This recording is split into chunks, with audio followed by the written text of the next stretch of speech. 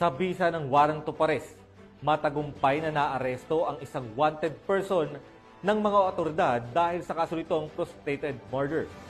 Narito ang buong detalye ng balita mula kay Patrolwoman Maria Senyora Agbuya.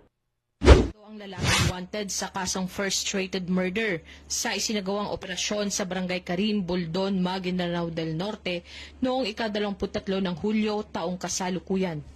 Kinilala ni Police Captain Elmar M. Elarcosa, officer in charge ng Buldon Municipal Police Station, ang sospek na si alias Dumo, magsasaka at residente ng naturang lugar. Naging matagumpay ang pagkakaresto kay alias Dumo sa ikinasang operasyon ng mga otoridad ng Buldon Municipal Police Station, katuwang ang 3rd Maneuver Platoon, 1st Provincial Mobile Force Company, Maguindanao del Norte, sa bisa ng warrant of arrest sa kasong frustrated murder na may 200,000 piso na inirekomendang piyansa.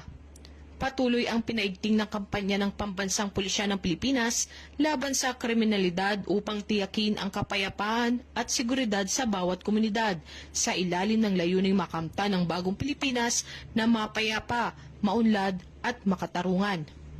Mula rito sa rehiyon ng Bangsamoro, ako ang inyong Police News Network Correspondent, Patrolwoman Maria Senyora Agbuya, alagad ng batas, tagataguyod ng Balitang Pulis.